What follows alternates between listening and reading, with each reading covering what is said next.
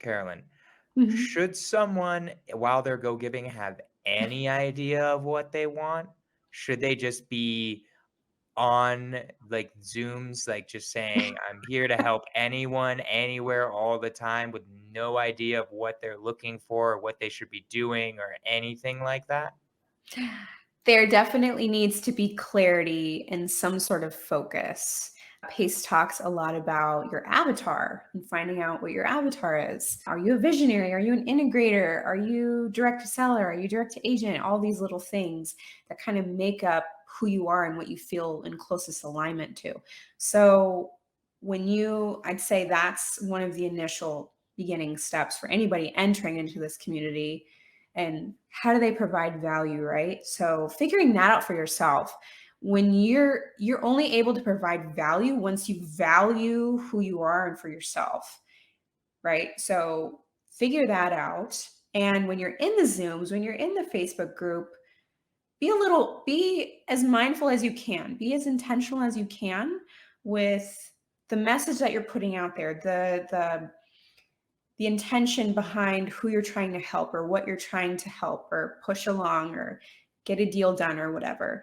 I'm not saying don't be so shut off to things that aren't necessarily in your lane, but have a majority focus on who you're wanting to help and what you're putting out there. I wouldn't say go on all the Zooms. No, I would say, show up to the Q&A. The Q&A is really important. Put your face out there, build relationships in the side chat, network, all of those amazing things. And, only show up to the Zooms that really align with you and what you're wanting to focus on. At least, especially for these beginners, at least for the first 90 days, right? Like, set your intention, be mindful. You've just invested in yourself. You've just entered into this community and you shouldn't be like squirreling out, right? So, yeah, definitely have intention of what you're doing and putting out there. 100%. And also, even for people who aren't in the community, right? People who aren't in Subto Yeah. or Astro guys, when Yep. you're go giving, I say go definitely give without expectation of receiving anything, Yep. but give in a way where if somebody if it would naturally lead somebody to give you what you want. I don't know if you agree with this or not. You might be like, Jonah, you're an idiot. I'm not sure. But in my opinion, like what I see, for instance, is like if you're Carolyn, it would make total sense to give like a multifamily masterclass in sub two or something because she's looking to buy multifamily, Yeah. right? Yeah. That's what makes sense. What would not make sense is for her to do an Airbnb class, even if I don't know if you own any Airbnbs, but Yeah. if you owned an Airbnb and you did an Airbnb masterclass when you're not even looking for Airbnbs. So I Right. guess my point is also, guys, definitely go give and give as much as what you have, but be strategic with what if you when you're giving, how it would naturally lead you to get what also you need. Because this is something I've noticed also is that there's a balance between not giving anything and being greedy, and then nobody wants to work with you at all, which is Mhm. what most people are anyway. So we need to get past that. And then still giving way more than you receive, like over delivering 10 times, but then also like having a way for it to somehow come back to you. Because I noticed some people give so much, but they don't have a way for it to turn into something for them too. Like they don't even have an avenue open for that. So I'm curious what you think of that. That little trick. I wholeheartedly agree with you, Jonah. Like, Yeah. you have to have a focus and essentially like a filter, right? You have to let the world know what you want in the same lane and trajectory of like who you're helping and what you're putting out there. And it just like, it's only going to come back to you quicker and more organically than if you're just like, I'm just going to try to help anybody and everybody. And I don't know. And I'm going to spend extra Right. time getting flustered and everything. And what you said earlier was true too. It's like how you succeed in this business is by providing value and giving to people to meet their goals, right? Because when you help someone meet their goals, you are ultimately going to meet your goals. Right. It's only going to help you. And that's a lot of the mindset blocks that we enter this with. Love it. Is just, I don't know, well, I feel like if I give and give and give and they get their goals, when am I going to get mine? We're in the wrong mindset. You Exactly. can't think like that. Yeah. So, what do you feel like is the right way to get into the right mindset? Because this is something I had to deal with, and I think a lot of people had to deal with. Was when I was starting off and I hadn't gotten a deal, I was like, "Man, that's great, Carolyn and Jonah, that you guys are so freaking happy. You guys have a ton of freaking money, right? How am I supposed to jump into the meditation zone when I'm starving for a deal? When I really am hungry? Like, how do you?" Is it like a fake it till you make it type of thing, or what do you do? How do you jolt start yourself into a positive mindset when it might be chaos around you? You haven't done your deal, you have no idea what's going on. Can you do this? All of this craziness is going inside of your head. What would you say to someone like that? Because I have an answer, but you might have a better one. It's possible. Sure. So the biggest thing I would suggest, I wouldn't say maybe it's the right way. It's one of the ways, it's one of the beginning ways, is having sense of self-awareness. When Mm, you tap into your self-awareness, like what is coming up for me when I look at the Facebook group and see someone who got $100,000 assignment fee? Like, whoa, how does that make me feel? It might make me feel jealous or envious or like upset or frustrated, depending, right? If you're not in that right mindset. And so reflecting on that, taking yourself out of that and understanding, okay, have awareness, have understanding of this is coming up for me and why is it coming up for me? Because I feel like I'm in a desperate situation and someone else is getting what I deserve. Well, it's like, okay, you have to process what's going on before you can actually try and go and achieve something because you're literally just blocking your own opportunities by living in that. And I'd say having that sense of self-awareness is also coupled with just knowing and feeling like you're putting yourself outside your comfort zone. You have to take small actions every single day that are going to put you outside your comfort zone. If you're not doing that, you're going to be staying stuck in your secure home, in your warm blanket, and all of the negative thoughts that like to float around because your negativity likes to keep you comfy, right? Like what is that? Like negativity breeds, I don't know the quote, but you probably know what I'm talking about. I was just muted again, but misery loves company. That's what it is. Misery That's what loves it is. company. And Yeah. if you there's like I don't know how you feel about this. Misery has like it doesn't like it does feel bad, but it also feels kind of sadistically good in a way. If it's like truly like I don't know how to describe it, or at least it's when you find somebody else. Like negativity attracts negativity in a weird way. So Totally. anyways, yeah, I wanted to agree with that. My answer to the question is pretty similar to yours in a lot of different ways. I would say my answer to that question, because I get this a lot, and I thought I'd talk about it on the podcast, is more or less to that person. It's like you cannot be looking at other people. You don't know what that person's life is. You don't know what's behind the scenes there. Like they Mhm. could be dealing with terrible marital issues. They could be dealing with terrible, they could have had to spend 90K to get that 100K, Yeah. right?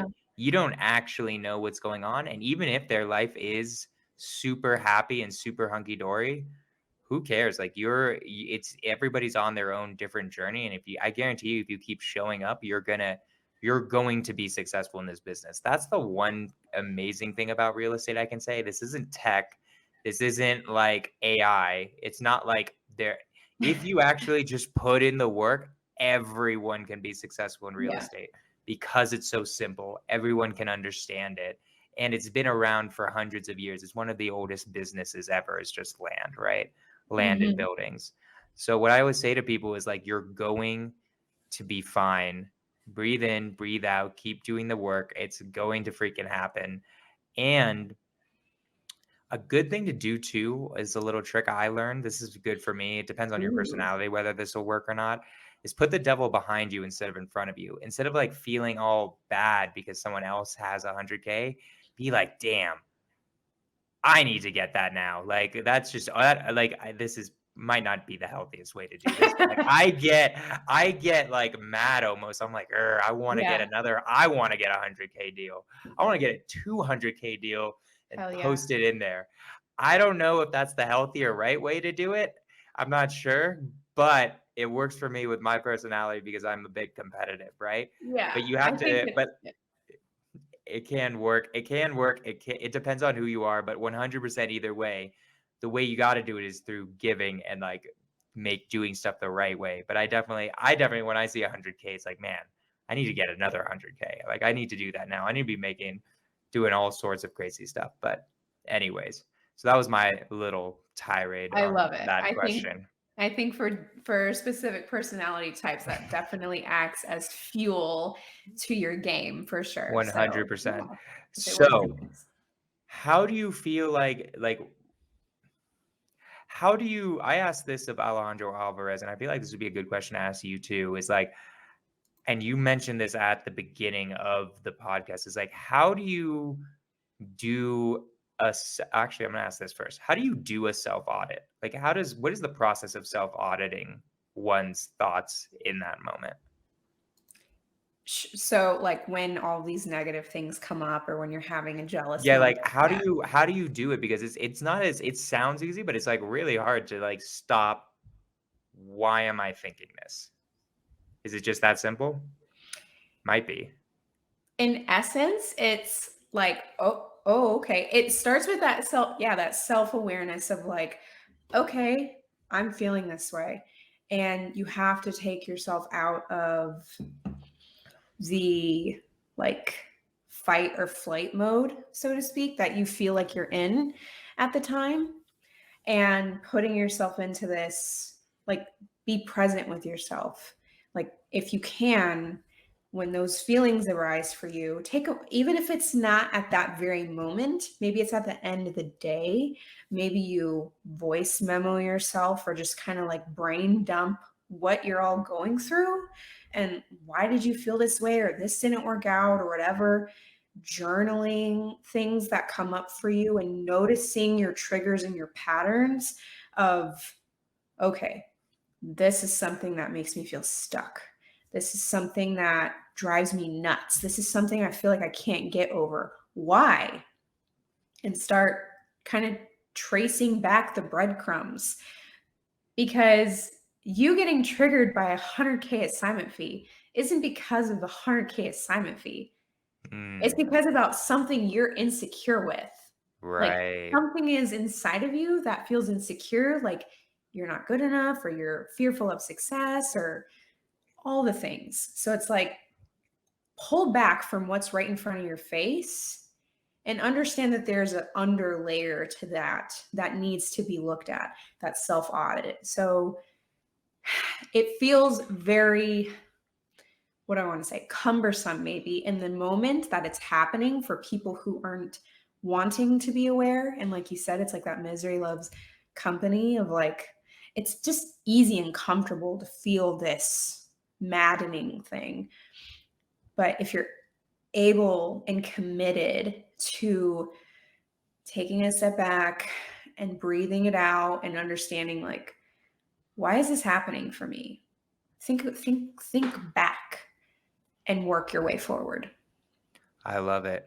So for you, what were like the specific things you feel like holding you back, whether it be from your past or whether it be from whatever was happening in the business that were holding you back at different levels in your real estate journey? Like for me, I'll give an example so you understand what I'm talking about. For me, one of the biggest things for the first year and a half that was really hard was like I always grew up from my parents being like, save for a rainy day, don't spend too much Mm. money, right? And how that affected my business is I didn't hire anyone. I was just soloing it for a year and a half, and I really didn't want my expenses to go that high. And so then it was preventing me from going to the next step because Yeah. I wasn't willing to spend that money monthly. But then I realized that this has to happen. I have to be able to spend money. Otherwise, I'm never going to grow. So I'm Yeah. curious if there's anything like that for you that was holding you back, maybe from childhood or growing up or whatever, that you've noticed was affecting you in your real estate journey. I will say the number one thing that has held me back and still tries to show up in little ways is my confidence. My confidence in myself. I grew up in a very strict, emotionally unavailable household, and it takes a Mm, toll. It takes a big toll on who you think you are and the approvals of what everyone else thinks of you, and second guessing yourself constantly because you don't know if you can do it. You like feel it in your gut and your bones that you can, but something is in the way, like all of these things that you grew up with and the things in your head that you've been told, it just sticks with you. And it's not easy to get over. So for me, it's definitely my confidence. And a lot of people say, like, Karolyn, like, you don't show that at all. Like, I work on this every single day. Like, literally being on this podcast is me boosting mm, my confidence, right? Like, you have to put yourself outside your comfort zones. So, uh, confidence still like creeps up. It stopped me from pursuing so many things before in the very beginning of my real estate journey of, oh, going, helping someone in pre-foreclosure. Can I do it? Do I know how to do it? Am I going to mhm. help them? Oh, all these silly things when when the facts are laid out for you and you can just walk through them step by step, you can totally do it. And for me, it's like you need that proof of concept sometimes to kind of boost your confidence. When I went through my certification for coaching alongside Elena, it was purely for me to work through all of my confidence blocks. I'm I like, love it. I know that I can help people because I'm like here, like I know my purpose in this world is to help, to guide, and to heal people. And I need to figure out how to do that because I'm in my own way. Can I also just say, Yeah. isn't I just want everyone to notice that we have someone who owns 70 multifamily units, probably doing an insane amount in wholesale deals, and she's still dealing with these issues, guys. These issues don't go Yeah. away just because you have a ton of money. That's what I was shocked by. That really annoyed me. Was I thought, man, once I got like a couple 100K in the bank, I'm gonna be Right. good. We're Right. chilling now. And I'm like, "Oh, no, that doesn't have anything to do with your mindset whatsoever." Like, it doesn't go away from it. So, Yeah. sorry, guys, everything you had with your parents growing up doesn't go away just because you have money. Just FYI, I'm gonna butt in to say that. It no, it still creeps up, but how you react to it is how you make yourself better, right? Right. If you react to it in the like trapped feeling of like, oh my God, I'm everyone else's thoughts and what everyone else thinks of me, that's who I am, instead of like, no, that's not who I am. And I can do this and I will do this. And it's like, I'm going to commit to putting myself out there more, marketing myself, speaking on stages, being on podcasts, being more present in social media, whatever it is, and showing up as my full self. That's going to help you. That's going to take you out of those cycles that you've been stuck in. Yeah. 100%. So, you had confidence issues from when you were growing up, from like Yeah. you being in a really strict household. I understand that 100%. So how did you, because you seem very confident. I would have never guessed that in a million years, right? So like, how did you change that? It's a lot of pushing yourself outside the comfort zones I mentioned going through the coaching certification, uncovering all my own crap to push myself. And it's a lot of like incremental things that have ultimately kind of snowballed for me is, pace abruptly, impromptu, put me on a stage back in November. And I am like deathly afraid of public speaking. Like Right. me being on a stage with a microphone, like shakes, right? But it was literally just the thought of doing it and it's like this mix of anxiety and excitement, but you don't know it's excitement because you've never done it. And when I did it, I was like, oh wow, this is cool. I was still nervous, right? I still had this like butterfly in my stomach, but it was really cool and really invigorating. So that set a little bit of a ball in motion to be way more comfortable doing podcasts, way more comfortable like speaking to my local community. We do meetups. What changed? What changed? It feels like I have a voice. I talked about not having that voice growing up, not being able to express who I was or be my own person because I was living under this like thumb of my parent. And I told Pace this recently. I was like, this is a really surreal experience of holding a microphone. As silly as it might sound, it's like, oh, I actually have a voice. I actually have a voice and people want to hear what I have to say. 100%. Or people are listening to me. And that really, really meant something to me. It's like, wow, somebody actually wants to listen to me, versus just like being talked to and not fully being listened to, right? Isn't it crazy how we tell ourselves things that just aren't true at all? Like this is something I was thinking of the other day where I was just like, wow, half the BS that I say to myself in my head is just like not reality. Like no one's thinking this. No one cares that like I don't even know. It's like hard to think of like one. It's like everyone will get value out of what you're saying. Like nobody actually cares if you accidentally hiccup in the middle of it. Like I've just been thinking through that of because I have a tendency to overthink things generally. Like I overthink like, oh, I said that to that person. I said it. I like, how are they feeling about it? And like 95% of the time, they just don't care because they like have their lives or whatever, right? Or like I did something in like an IG reel, and like I had like 23 IG reels where there was a stain on my shirt, and I don't know. I'm hoping nobody notices. I'm saying it right now, but like I'm hoping nobody notices. But I knew either way, nobody would really care too much either way. But this is a pro confidence tip. This is like a little confidence tip from me to you, which you might already know. I'm not 100% sure. The thing that made me the most confident, I started gaining confidence or like being way, way, way, way more confident, like after college, I would say, was realizing that nobody's actually confident. Everyone's having those same thoughts. Yeah. As like literally everyone who looks confident also is not confident. They're just not saying it because they realize that no one else is confident. And when you realize no one else is confident, then you're like, oh yeah, we're all just basically the same anyway. So I love that. It's like kind of hybrid. Picturing everybody naked when you're talking in front of a crowd. Yes, right? Like, it's the same. It's a very similar thing. Yeah, it's a very similar thing, I would say. We're all human. We all go through the same crap. It's like, why? Yeah, I think this kind of gets tied to integrators, right? As overthinkers and analyzers, but I would say visionaries definitely come across as overthinkers.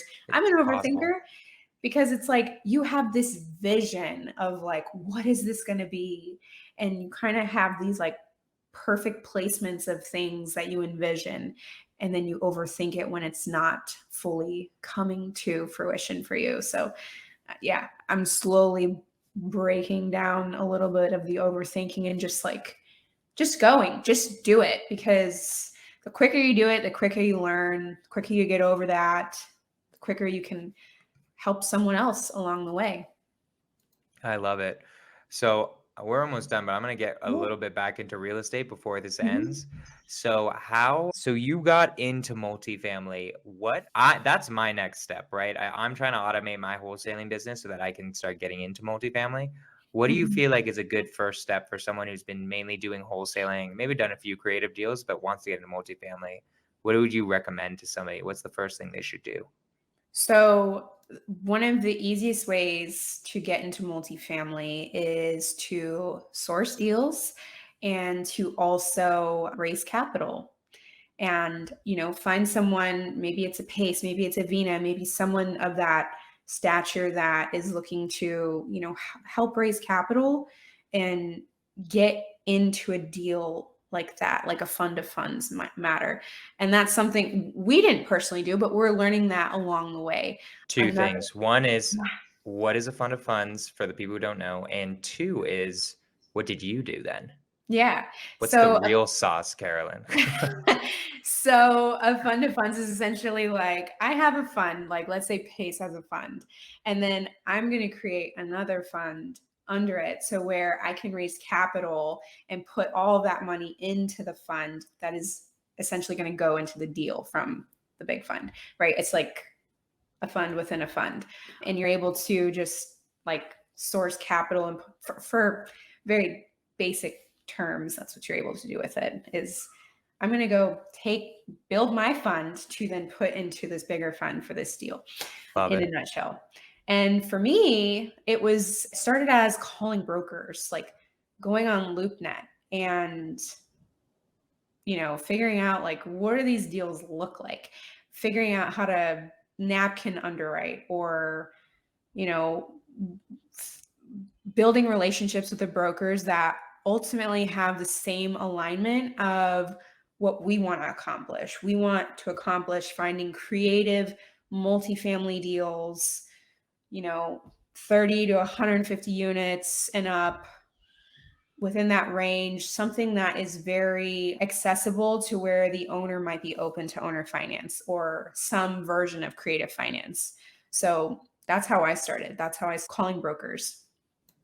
Love it. Calling brokers, guys. Well, I eventually want to talk to you again about Sure. all of that stuff because I am very interested, but I also don't want to waste too much or not waste your time, but I don't want to take up too much of your time. And there's one question I always ask at the end of these that I always like asking every single guest. And that's basically this, Carolyn.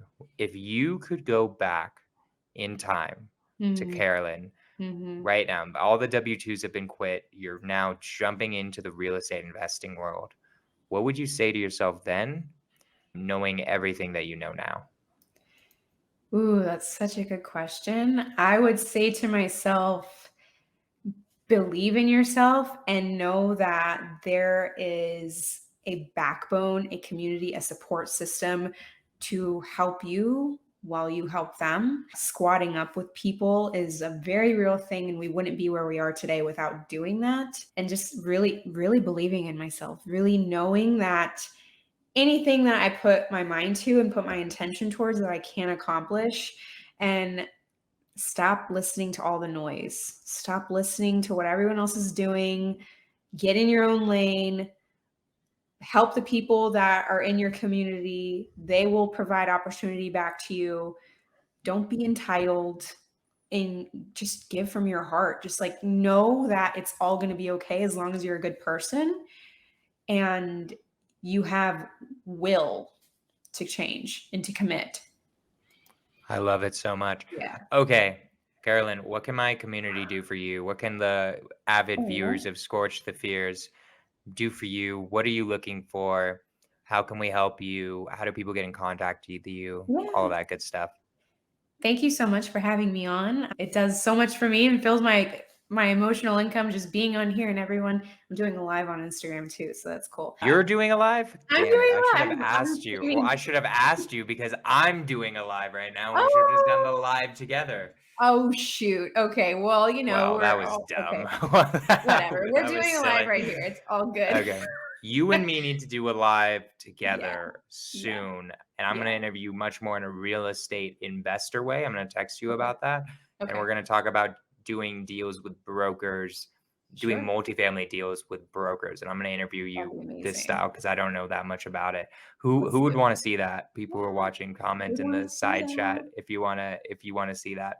But real quick, so what can the people give to you?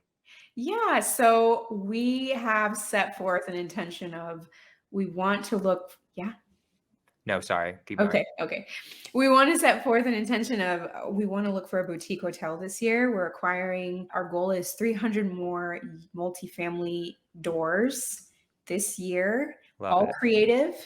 Owner seller finance, Subto, hybrid, whatever it is, needs to be a creative deal. It needs to work. But within that, we want to find a boutique hotel. And that can be, maybe it's a smaller multifamily, maybe like a 10 to 20 unit that has a cool concept, or that we can create something really awesome. Or maybe it's like a piece of land that has multiple units on it that we can create this design or concept of me. Like, I'm a very like design and luxury driven person, so anything for me to flex my muscles in like that way and tie it back into real estate is really cool. So that's one of our biggest focuses this year. And we're also acquiring creative deals in Arizona, Texas, South Carolina, Florida, and Tennessee. All of those states, single family and multifamily, only creative deals. Yeah. And for Gotcha. multifamily, I would Love it. say 30 to 150 units, 1980 or newer, needs to be performing, needs to be creative. We can work out the rest. But yeah, that's where I'm at. Gotcha.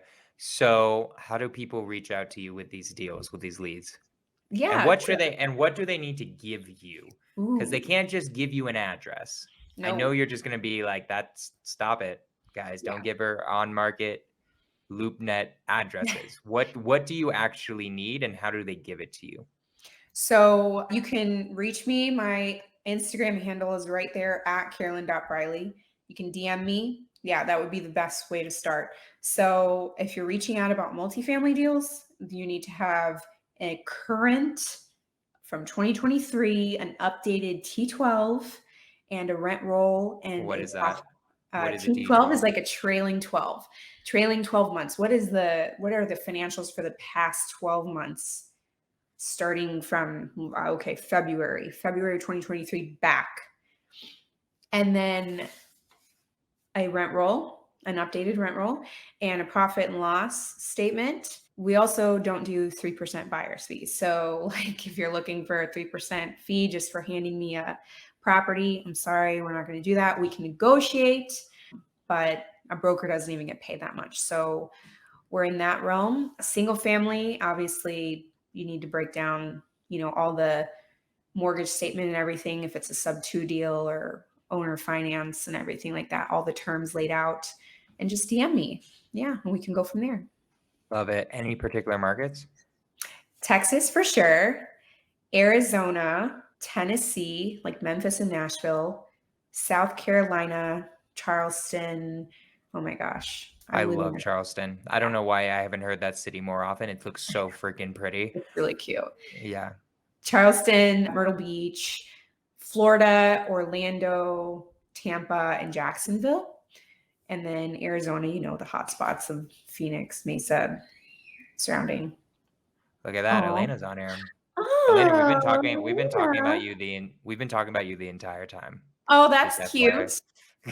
Have I not been able to see the freaking? I've literally not been able to see the comments until just See the now. chat at So all. funny. It's okay. It's on the side. So, guys, follow Karolyn on Instagram. Do you have a YouTube yet? I do. We do have a YouTube. It's kind of our joint YouTube at Karolyn and Myron. Or at Karolyn and Myron, all spelled out. At Miron. Karolyn and Myron. Okay. And then follow her on YouTube. Send her multifamily deals, guys. She's looking for them. She needs them. Again, make sure you have a T12 P&L address and it's performing and it's creative. I should put in Mhm. there. Yes, And this is 100% what you guys should be sending her. She's amazing. Karolyn, another idea for you. yeah. Just FYI, are you doing a Zoom on multifamily in sub two? I need I might just to. be out We of. need to start doing some multifamily Zooms. I, I have a lot of things in the Not background. just you guys need to. I need you to for me. Yes. Yes. And so just FYI, the community needs it. And also you're definitely going to find exactly what you need that way, I think. Yeah, I think for that'll be the sure. way. Love it. So cool. All right, guys. Thank you. You guys are amazing. Karolyn, you did incredible. Freaking killed it. Next week, we have on Sarah Miller. She's like a big goat in Astro. She's really a cool person. Probably don't know her yet, Karolyn, but she's on the up and up. That'll be fun. I love it because that's going to be her first podcast, which I love doing for people. But Karolyn, you're amazing, guys. Send her deals. I'm going to end this one. Skorch the Fears. We're out. Let's freaking go.